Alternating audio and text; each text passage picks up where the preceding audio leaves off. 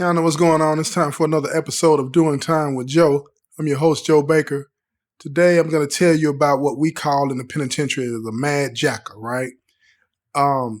It should be obvious to you what I mean, but I'm going to break it down a little bit, but I got to be careful in how I describe this because I don't want to get censored by YouTube or any other platform that I'm on, right? A mad jacker is somebody that masturbates, y'all, all the time.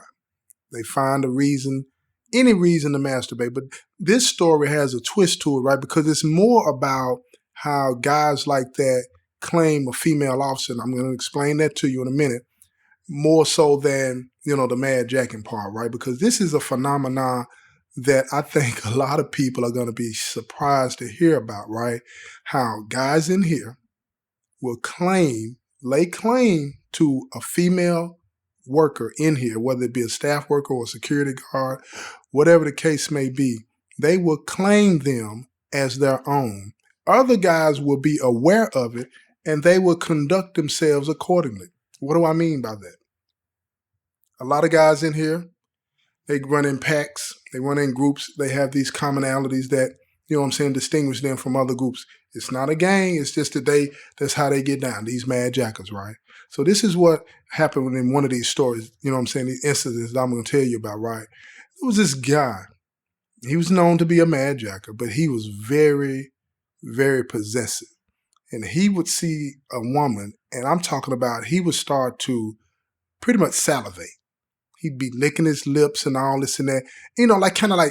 I don't even want to put it on the brother, but you know how LL Cool J be licking his lips and all of that? That's how this dude would do. And I'm talking about saliva. You could see the saliva in the corners of his mouth. He would be drooling like a mad dog when he would be looking at these women. But this is what he would do. He'd say, "She mine." Now, what does that mean in here when somebody says, and don't get me wrong, staff inmate relationships are not allowed. Don't get it twisted. They are not allowed.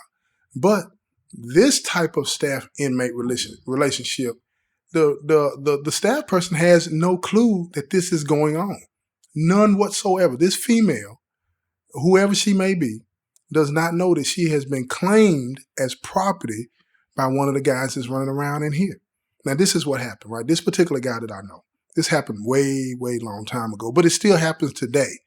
But this story became relevant to me because of some things that's been going on lately, that I became aware of. So I thought about a good way to try to tell this story so that people would understand how this stuff plays out in here when one of these guys in here becomes attached or obsessed, with a female worker here, where the female that might be involved in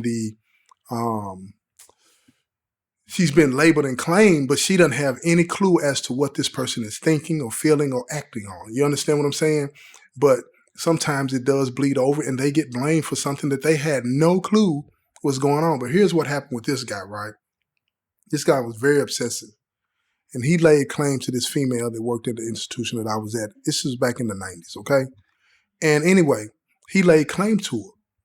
And the other guys that he ran around with, they, quote unquote, respected that. Meaning that when she came around, they would leave him to do what he would do. Now, this started when we were back on max. Now, let me explain to you. When you're on max, you're in your cell the majority of the time, okay? Unless you're out working within that building. But you don't come out of that building unless you're going to rec, and you're still attached to the building when you do your rec, right? So here's the thing. This one guy, this mad jacker, he became obsessed with this female officer. You know what I'm saying? She was kind of shapely and all this and that, but irregardless, you know what I'm saying? It's just that, I needed to throw that in there, right? Because this is his type. He likes a certain type, certain shape, you know what I'm saying? It doesn't matter the race, but he became obsessed with her. And anytime she would come into the pod, he'd get up on the door. And he'd be all up on the door. He'd take his T-shirt off and all this, and he'd rub himself down with baby oil. And anybody that's been locked up in the penitentiary, especially in Tennessee in the last few years, this had to be a long time ago because we're not even allowed to have baby oil anymore, right? But he would rub his whole body covered with baby oil and be standing in the doorway, so she could see him. He'd be flexing his muscles, like Terry Crews, trying to make her, look at him and acknowledge him. You feel what I'm saying? And then when she would come over there, he would knock on the door. He'd try to get her attention to get her to come over. And when she would come over there, Right before, she would get there, he sees she's on her way. She was like, hold on, I'm on my way. He'll jump down on the floor, do some push-ups and stuff, try to get a little swell in his, you know what I'm saying, his arms swollen, his chest swollen, all this and that, and he'd be standing on the door, right? So when she would get over there, she'd stand up on the door because that's how they talk to us. They stand on the door so they can see us and whatnot. And usually they'll want you to raise your hands up so they can see them. But sometimes, they're not really thinking about that. They're in a rush, so they say, "What is it that you need?" Right? And then all of a sudden, she see he got his Johnson in his hand, so she'll back off the door and walk away, go report it to the officer, and keep it moving, right? But this dude repeatedly would do that to certain females. But it was this one particular female that he was so obsessed with that he would try to do this to her every time she came into the building. So here, years go by. He works his way off of Max, gets to close, and he gets out on the compound. And now, even though she had been reassigned away from that building for a long time, in the back of his head, she was still his. She still belonged to him. Okay? And so when he worked his way out on the compound and he became a worker at this facility, she was out there working. Now, she had forgotten all about him because, it had been at least a year before she had even been back to Max and whatnot and all this and that. So she had forgotten about him and moved on because there's a lot of people in prison and you forget faces and stuff like that. But he didn't forget her.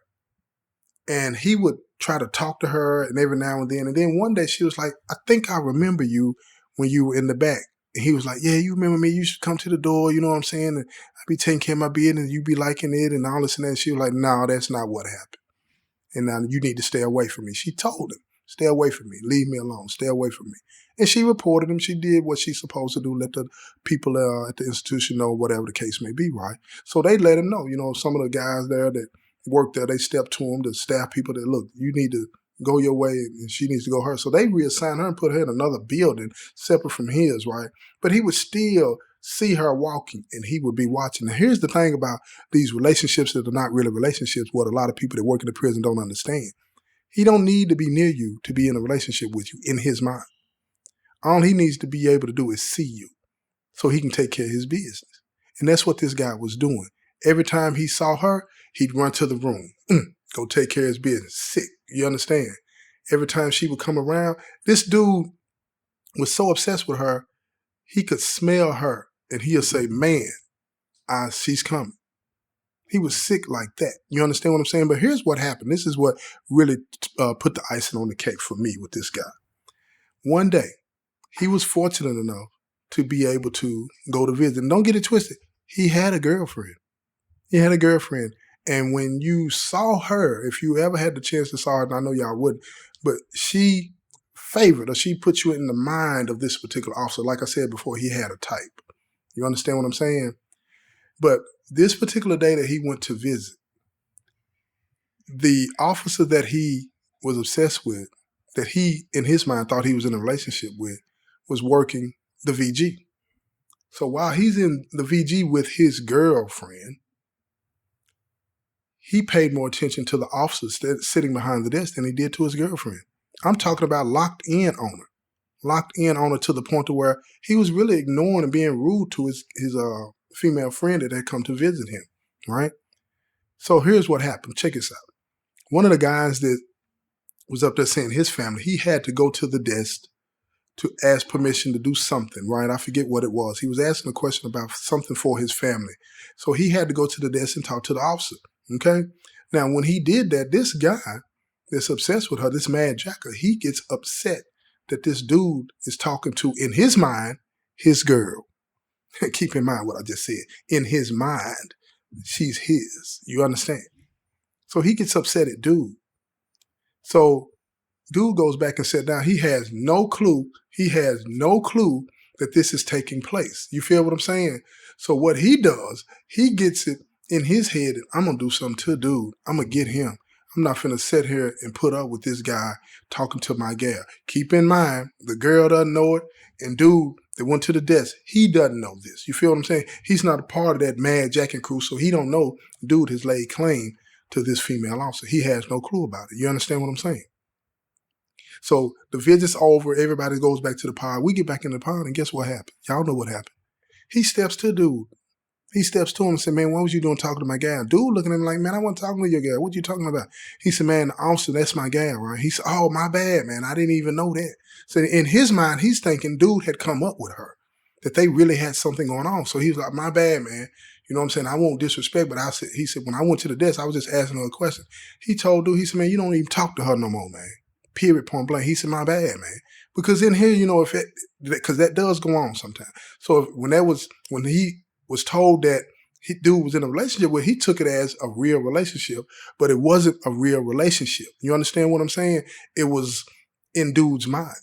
But he was going to respect the boundaries because he thought it was a real relationship, a real prison relationship. So he respected the boundaries. So he backed away. And that's what they want. They like that too, right? Because it reinforces in their mind that it's real. And it's not real at all. But in his mind, it was real.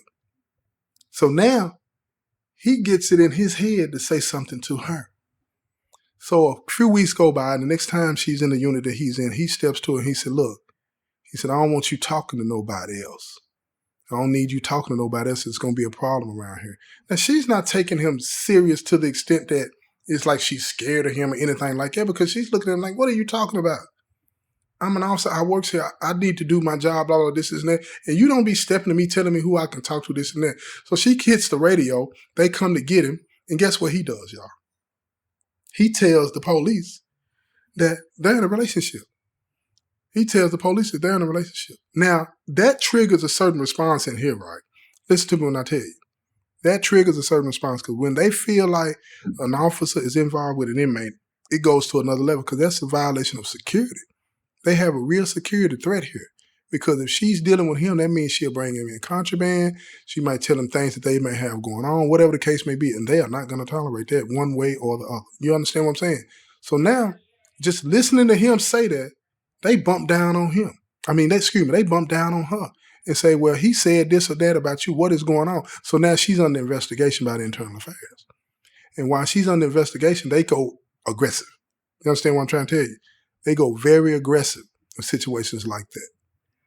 And they bump down on her. And at the end of the day, what happened was she couldn't take no more of that. She was tired of it. She didn't want to put up with any of that. So she found herself in a situation where she just said, I'm done, and she quit.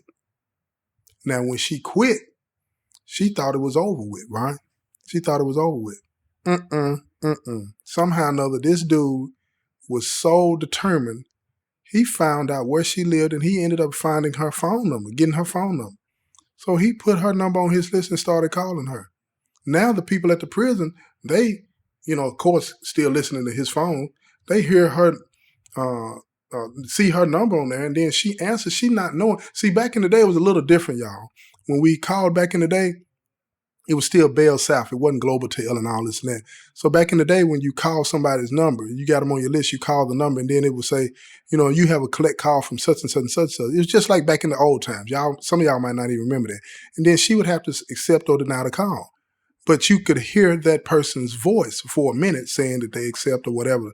I accept the charges, operator. You see what I'm saying? And then the call would go through. So it made the people at the prison start really thinking about her. She must have really been involved with this guy, but she was not. She had no clue that this guy had laid claim to her and he was obsessed with her. And so he painted a picture that it was real to him and to everybody else.